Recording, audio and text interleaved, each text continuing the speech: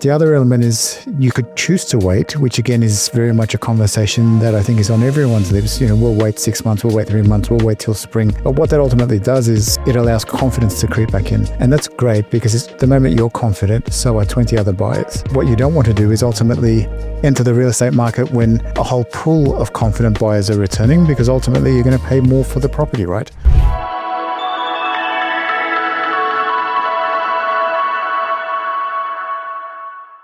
Hello everyone and welcome to another episode of Building Generational Wealth through Strategic Property Investment. I'm your co-host Sandeep Jagtap, and with me I've got my good friend and co-host George Churchian. George, how are you? G'day Sandeep, I'm very well. How are you? Good, mate, good. It's been a while since we last caught up on a podcast and we discussed what the budget has done, and there was a second part of the budget changes yet to come. Yes. And then we had to sort of step back, understand ourselves, what's going to happen, how are we going to sort of think about investment going forward, and come back. So what have your thoughts been over these weeks, George? How's it all sort of gone through? Yeah, so a lot certainly has changed, hasn't it? It feels like we've been in a state of flux for a number of months. When we caught up last, we had a guest with us. We were unpacking some of the changes in the budget. And then within days, there was another monumental change announced, of course, in relation to self-managed super funds and the changes to limited recourse borrowing arrangements. So which effectively means you cannot borrow to invest in residential real estate. So In super fun, yeah. another big change. So a lot to take in over the last couple of weeks, a lot to unpack, a lot of conversations around strategy, direction, and I'm looking forward to talking through them with you today. Great. And likewise, before we go there, a disclaimer. Whatever George and I discuss here today is not financial advice. It's general discussion based on our experience as professionals and investors. So before anybody makes any decision about investing based on this podcast, they need to consult their financial planners, accountants, and get proper advice before they really take a step up to invest. Right, George? Absolutely. So let's get started. What I think, George, we are going to talk today is, after all the budget changes and the dust has settled on things, how are things looking now? How can one take a approach going forward? So a really macro level discussion today on what all is happening in the property market. How are the various capital cities? How are the various states reacting to everything? And what's happening actually in the market on the ground?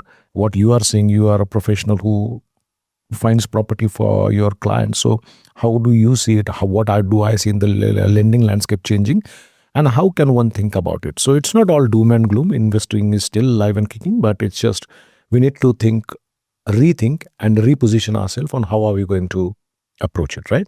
Exactly right. So I tend to agree. So it's not the end of investing. It's not the end of creating wealth through property. So it's simply realizing that the rules of the game have changed. So must our approach, right? So if we had a particular strategy, we assess the effectiveness of that strategy and then see if we need to recalibrate. But typically, I guess, so once sort of the dust is settled with the budget and now the SMSF changes, a lot of what I'm seeing is a lot of hesitation. So in the weeks right after, a lot of hesitation, a lot of slowdown. Investors had almost completely retreated from the market as well. And the expectation was that we're going to see a bit of a recalibration and a step forward. So my personal view, I guess, at that point was we're going to see an influx of people exploring commercial as an asset. And we'll unpack that some more because I don't think it's as easy as just pivoting to commercial. And then my second opinion was that we would see an influx of self-managed super fund for property-centric buyers. So that had a shelf life of about 10 days. Yeah. So with that change now, we're seeing ultimately right now a bit of an influx of people trying to get in to secure a property within their self-managed super fund. Last opportunity before it all stops for who knows till when. Yeah, absolutely. So until the foreseeable future, I guess. So there's a line in the sand of August 10, and would-be investors are ultimately working towards that date to try and secure a property. Yeah, so what you mentioned about the August 10 deadline, just for our audience, you have to get a contract exchanged before the 10th of August. and the property can settle afterwards, right? That's right. So we look at the contract date is what we're going off.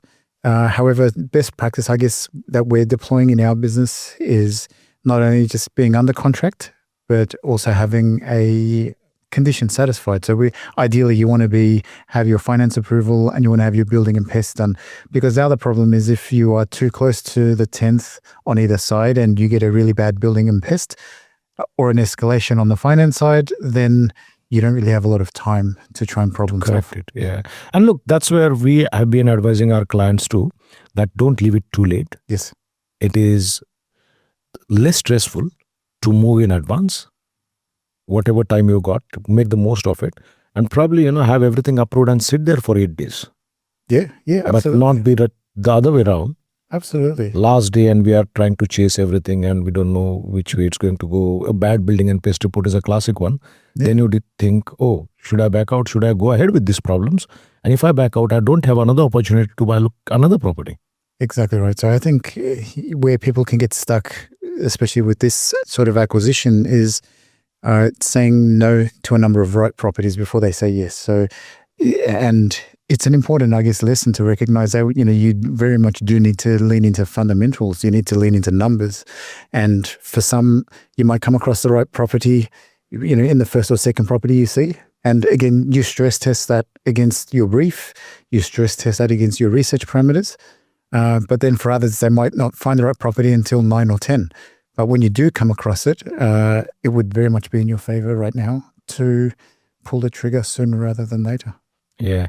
So look, George, we will definitely discuss this change to the SMSF and what's going to happen through the episode. However, let's start with some data and some numbers, which I've pulled from Cotality. And what I've been thinking about is the 12th May was a budget night and all these changes were announced. And it's been a couple of months, just over a couple of months since these changes have been into play. And because of that, the activity in the market has dropped a bit, right?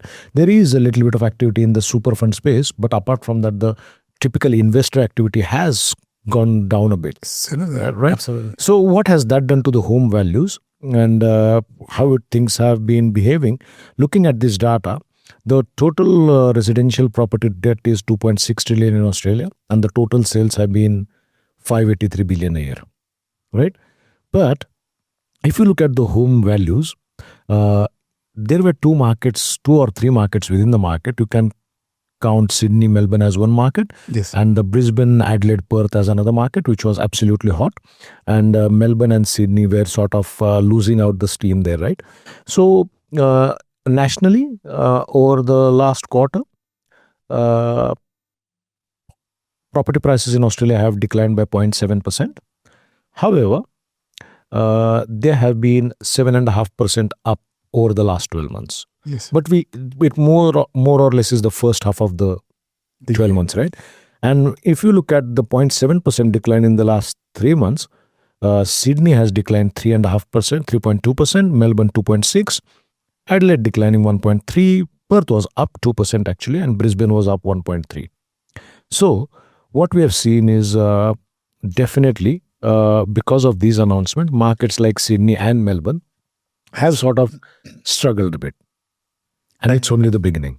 That's right. And I guess it's important to sort of put some context to that as well, because historically, when you look at any market, there are, of course, markets within markets. And speaking of Sydney, prestige markets, the upper end, 5 million plus, has been quite resilient over the years. However, at the moment, that's where we're seeing a lot of the change come from. So it's the high-level markets, the prestige markets, the expensive properties that have seen a dramatic decline in their value. So when we look at sort of the overall aggregated number, yes, generally there's been a bit of a reduction in value.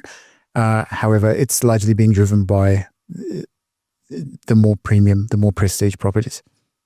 Yeah, and George, what has actually caused all this distress of some sort is the two announcements in the budget. And a lot of videos I've seen, and those don't make sense. Like certain people who are selling one type of property, say, for example, brand new real estate, the videos they start is negative gearing is dead. It's not dead, it's deferred. It's different way to work it, right?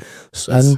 And we as property investors, we don't buy property for negative gearing. We buy properties to build generational wealth. Yes, agree completely. So I think, we realize, of course, the change means that there's an impact to people's borrowing capacity, but I completely agree. So negative gearing is a tax treatment. It's not an investment strategy. So ultimately, if, one is reliant on their ability to invest and negative gearing is the thing that makes that decision for you, whether it makes it work or not work, then I think it's quite a thin line to skate. So I completely agree. I think you need to be mindful of the messaging around people who say negative gearing is dead or other messaging, because ultimately there's a sales pitch at the end. Yeah. And honestly speaking, for us, property investors who are building generational wealth through property, negative gearing is important for us when we are borrowing, when we are acquiring. What does that negative gearing does? It improves your borrowing capacity. Yes. So the rent which I get would be added to my income. However, the holding costs are subtracted pre-budget, where it will also have tax benefits on the salaries earned. Now it is only offsetting the rent. Yes. That is where there is a drop in borrowing capacity, and it's not a huge drop, George. I've done calculations with all the new calculators that the banks come out with, and I had a client, a couple come to our office, and the male applicant on 150K, the wife on 100K. They already have an owner-occupied property, having $600,000 as their loan at the moment, remaining on the place. And they were thinking, oh, what has the budget done to our borrowings and all? And initially, after the budget announcement came out, we thought it is going to be a huge drop, but it's not. So if without the negative gearing for that property, the interest deductions, yes, depending on which salary bracket you fall in, right? If you are in that salary bracket, it's a different thing. So before with the negative gearing, they would probably be borrowing $900, $925, assuming a $600 to $700 a week rent. After the changes, and if they had to buy established property and the gearing is not applied, any guess how much that 900 to 925 would drop to? If without the gearing applied for an established property, I'd say maybe 100,000, 150 on the money, George. So it's coming to that 800, 820. Okay. So really $120,000 in a borrowing capacity lost for a couple with 150 income, 600,000 existing loan, probably $650, $700 a week rent. And that's where it's so it's not a disastrous outcome. That's right. So as soon as you said 800, 850, my mind immediately went to where can they invest.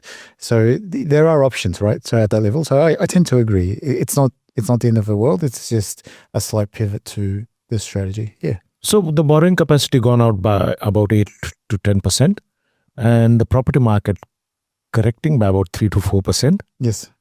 That's only that 5%. Yeah.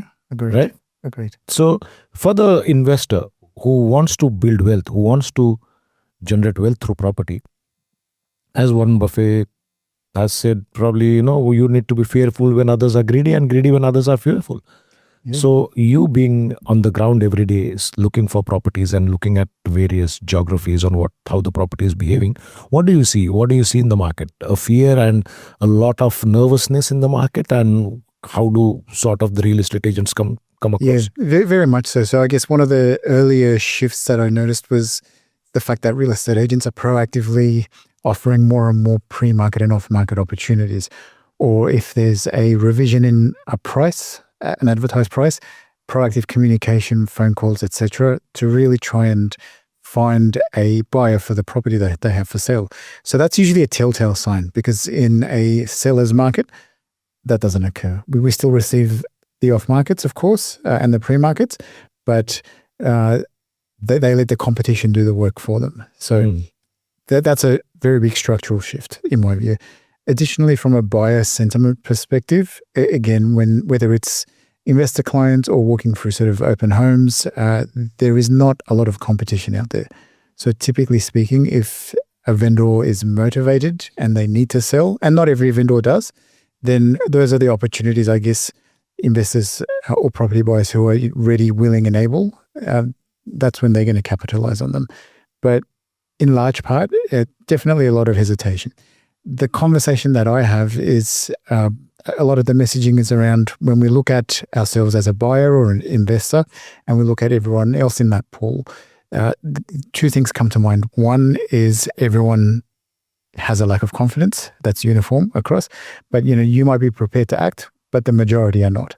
So that puts you at a distinct advantage. The other element is you could choose to wait, which again is very much a conversation that I think is on everyone's lips. We'll wait 6 months, we'll wait 3 months, we'll wait till spring. But what that ultimately does is it allows confidence to creep back in. And that's great because the moment you're confident, so are 20 other buyers. So what you don't want to do is ultimately enter the real estate market when a whole pool of confident buyers are returning, because ultimately you're going to pay more for the property, right? Yeah. And that's where, what I always try and do and what I always advise my clients is, don't worry about where the market is. No. Where are you in your journey? Yeah. How is it looking for you? What was our plan? How things have changed and how is the change going to affect our purchasing capacity as such? And if there is capacity and some real good negotiations at the moment. So that is the advantage one needs to take, right? Yes, certainly. Yeah. And one thing we know that's true is when, the market sort of tends to sort of slow down, it comes to a grinding slow and, we've seen prices come down. I don't think it's happened all that fast, right? I personally would not use the word crash to describe it. So there was a change that drove it. There was a psychological impact of buyers. They pulled out. Clearance rates slowly came down. So it was a gradual, I think, shift. And I probably describe it more as a state of shock than anything else. But on the other side of this is there'll be a rebound. But the rebound won't be slow. It will be very, very fast. So to your point, if again, I'm prepared, I'm ready, my pre-approval's there, I have my strategy, I would focus on my lane. I would focus on finding something and executing something that aligns to what I need. Because if I can pull the trigger now and get into the market, knowing that there might be still in the short term some reduction, but at least I've held something at close to the bottom and then I stand to benefit in the upswing significantly. And when you said the clearance rates have gone down, I got some interesting data about the clearance rate as of recent weeks. So overall, Australia capital cities combined, the auction clearance rate stands at 52%, and we are talking about 1,400 auctions nationally, right? Sydney, 56% with 433 auctions scheduled. Melbourne, 54% with 707 auctions. Brisbane, 30.5, only 134 auctions. Adelaide, 52.6 with 99 auctions. And Perth, 50% with 10 auctions. So looking at these data, we would probably say that the auction clearance rate is at 52%, which means that the confidence isn't there. The properties are not selling through at an auction. And but it's not all doom and gloom. Like we have seen the GFC, we have seen a lot of events, and the property prices crash. People are talking about all those marketing videos, George. The crash is coming, and we are having the worst property crash in Australian property history, and that's the end of the road for the Australian property. I see a lot of noise in there. Absolutely, yeah. And when you talk about crash, like the thing that comes to mind for me is, or the visuals I get is, people declaring bankruptcy and defaulting on their loans and, abandoning their house because they can't afford to make loan repayments.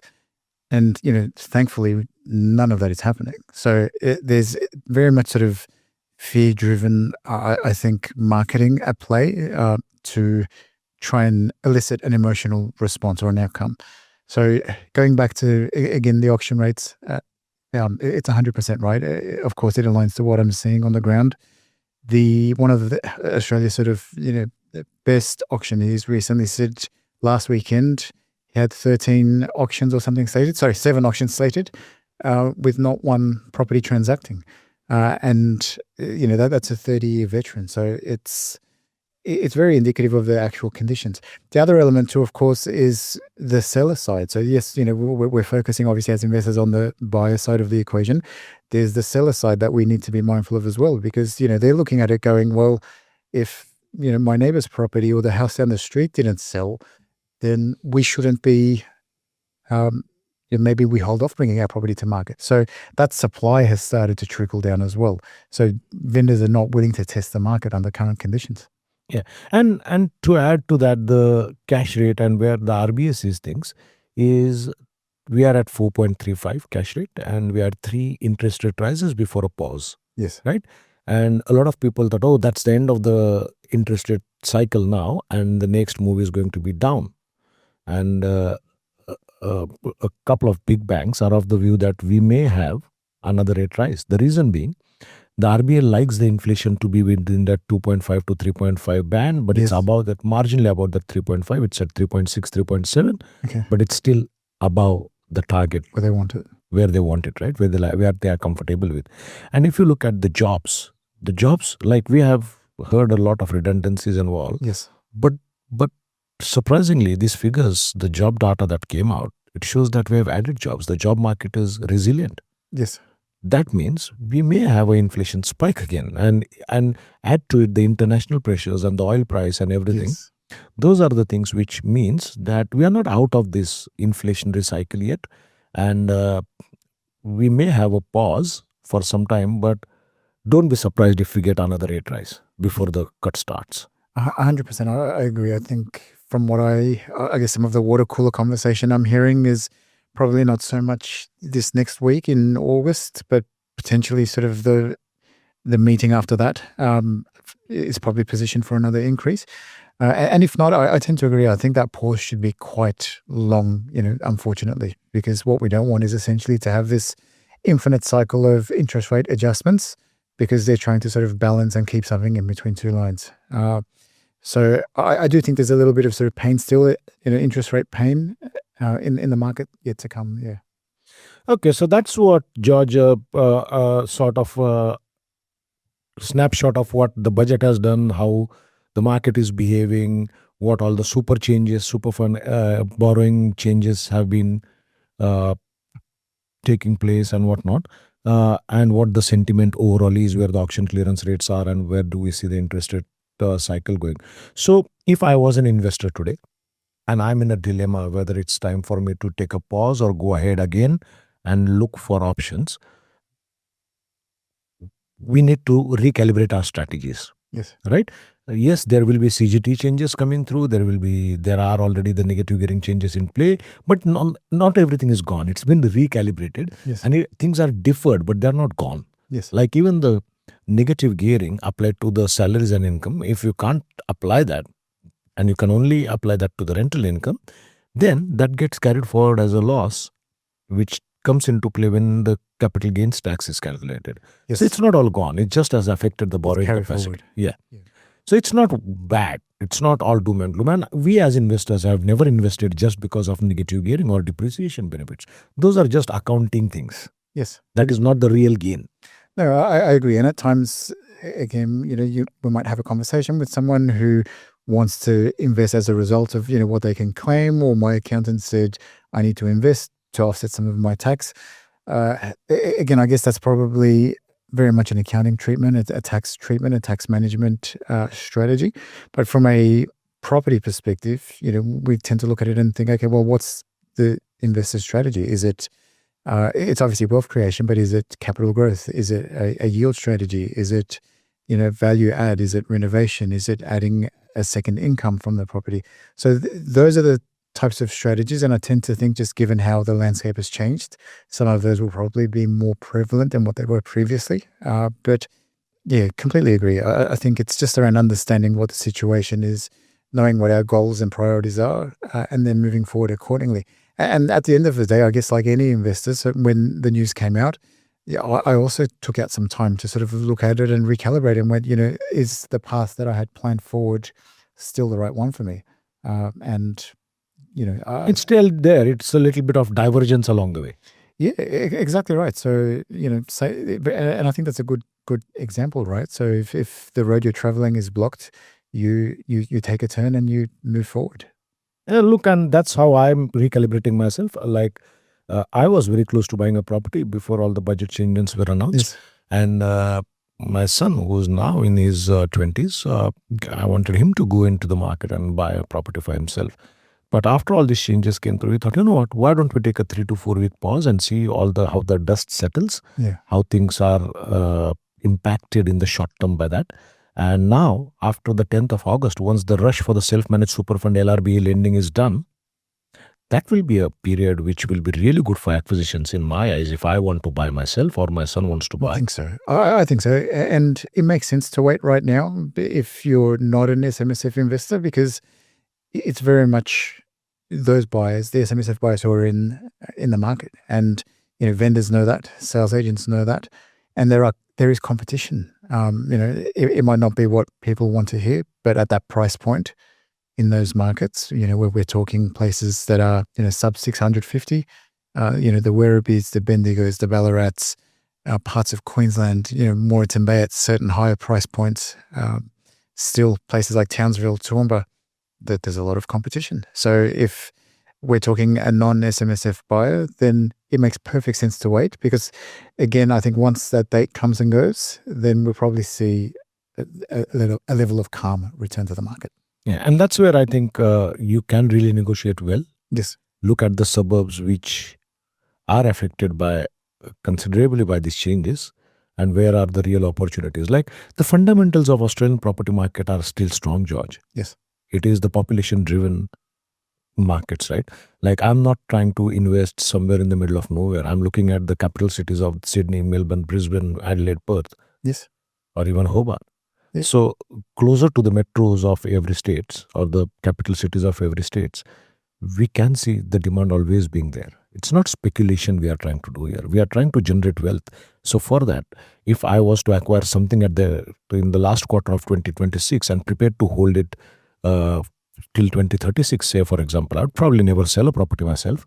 But if I had a 10-year horizon, which I'm looking at, and as long as my holding costs support my acquisition, I think things will change. Things have to change, and the property markets will add capital to the property prices going forward in the 5 to 7 to 10 years, right? Yeah, I agree completely. So when you look at, I guess, the intention behind some of the changes, so whether it's negative gearing, capital gains, self-managed super fund, all of that was ultimately done to try and get a first home buyer pool into the market, right?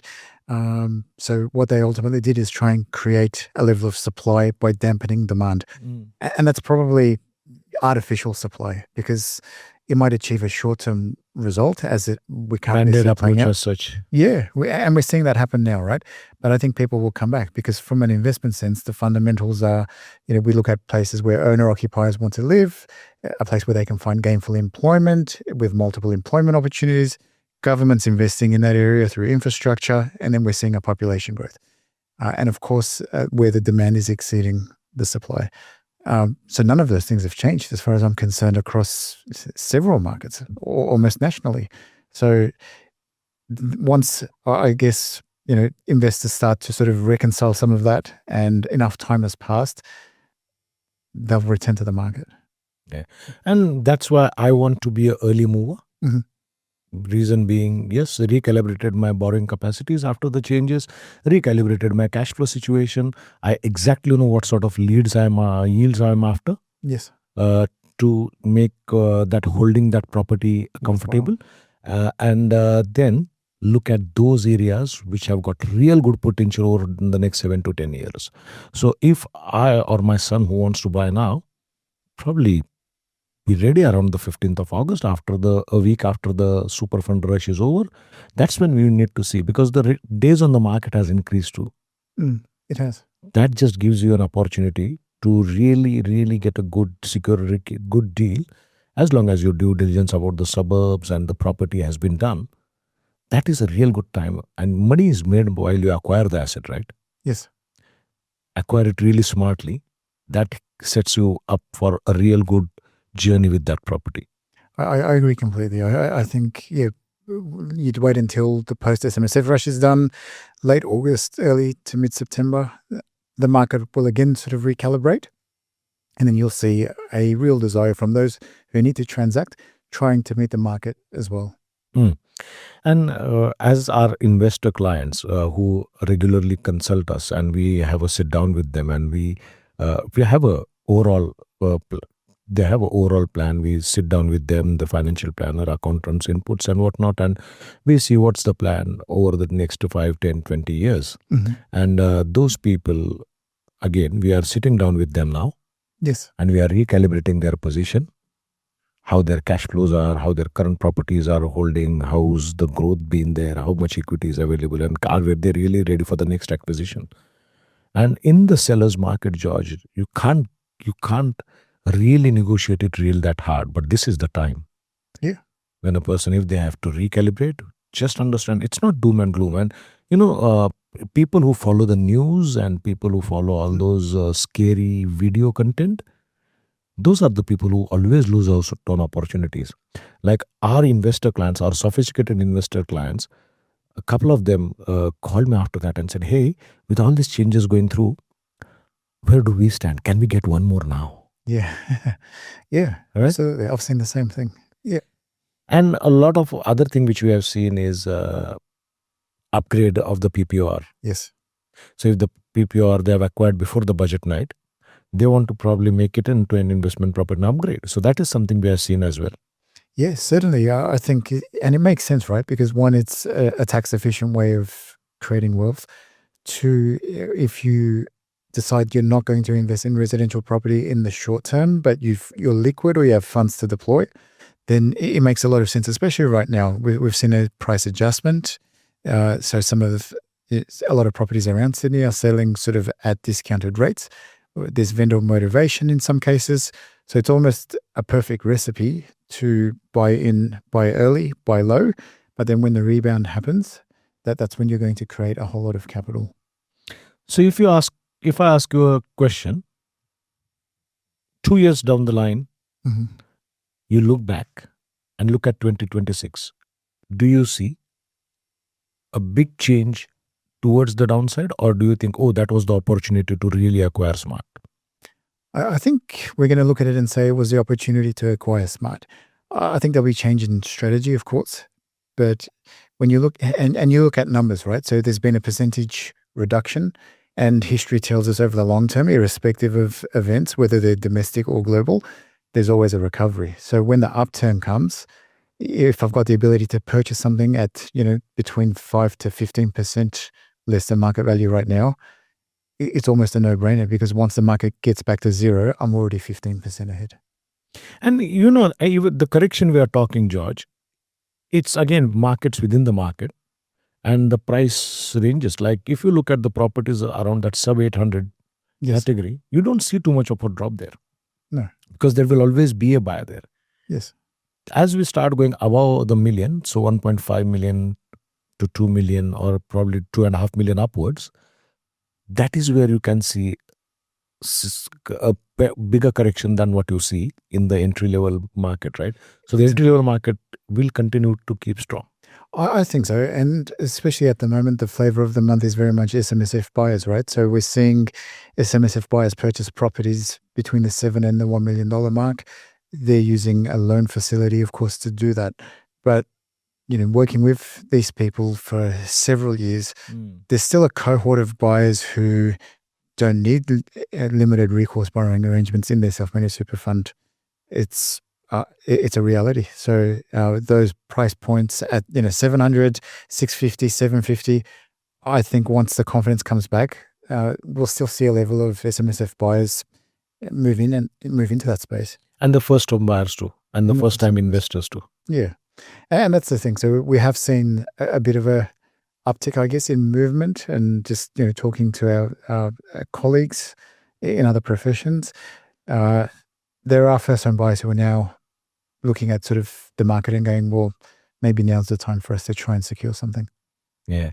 And George, if you look at certain markets which have done exceptionally well, and I'm talking about the likes of Perth and Adelaide and even the Brisbanes to a certain extent, even they have slowed down post these decisions, right? Because everyone was rushing to buy a property in Perth or Adelaide or Brisbane. These markets are also correcting, but unlike Sydney or Melbourne, they're still being in the positive. Yes, that's right. And the biggest sort of catalyst, of course, is just the buyers, the investors ultimately just, pumped the brakes. So it came to a sudden halt. And then the stimulation again was the fact that the SMSF is ending. So I think, yes, we've seen sort of a marked slowdown in WA, Adelaide. And however, now we've again, the SMSF space, there's renewed interest again in those areas, as well as Brisbane, as well as parts of New South Wales, Melbourne, Victoria. And probably another couple of weeks before the rush for the SMSF dies down. And that is when the real calm in the markets, where one can take their time, make those decisions, have their negotiations, right? And acquire asset at real good price, Yes. which can add significant capital growth over the next 5 to 7 years. So it's not, investing is not dead. I'm pretty much confident as an investor myself, as a professional in the market myself, that I definitely, as a business, yes, we will see a small hit in the market because of the sentiment in the short time. However, we are not an organization who sells stock. No. We don't tie up with any particular agency Aggregator or anything. Yeah. to do certain things. So our clients are always focused on generating wealth through smart acquisitions. Yes. And this is the time more than ever for clients to sit down with people like us, people like yourself, Yes. to recalibrate. Rather than listening on the news, listening in the social media, chat GPT and friends over the coffee breaks. No, it's not. No, you're right. And I tend to agree, because there could be a lot of influences coming, and, you can take the opinion of 30 people. But ultimately, if it delays your ability to take action, the market moves. You're still on the sidelines. Whereas if you make a plan in accordance with your own position, take some advice, and then take some steps, take some action, then you probably find that it come 12, 18, 24 months, you might be in a different position. Great. So, George, to summarize this episode, we probably say yes, there have been a lot of changes, Yes. a lot of changes in the short term, a lot of changes going forward. And not everything is bad, not everything is doom and gloom. I think there's a little bit of a corrective phase at this moment. There are two types of corrections. One is the price correction and one is the time correction. Both are at play at the moment. We can Yes. see prices dropping, and we will see the recovery over a period of time as the demand picks up, right? Yes. So would you sort of agree with me saying investing is not dead? It's changed a little bit, and we are definitely positive about the market outlook going forward over the number of Completely. years. Completely agreed. Yeah, definitely not dead. The rules have changed, so our approach must change with that. Yep. Just like the cricket thing, Matt, George, it used to be test cricket, then we got to one-day cricket, Yes. now we are 2020 cricket. We may have a 5-over cricket going forward. Who knows? So the teams have changed their strategy based on these games, and this is how it should be. Like, Absolutely. approach it differently. The game is not ended. The No. game is there to play. So in the next episode, George, why don't we discuss different strategies? What is the new build strategy, the Yes. commercial property strategy, and how to recalibrate yourself into different type of markets or different type of property types, Yes. and how to sort of continue your journey of generating wealth through property. Absolutely, Sandeep. Sounds like a great idea. We've been having a lot of conversations to that effect. So I look forward to catching up again and running through all that. Thanks very much, George, for joining me on this episode. Thank you, everyone, for tuning in. We'll see you next episode on the topic that we just mentioned, how to progress your journey of building wealth through property. Thank you. Thank you.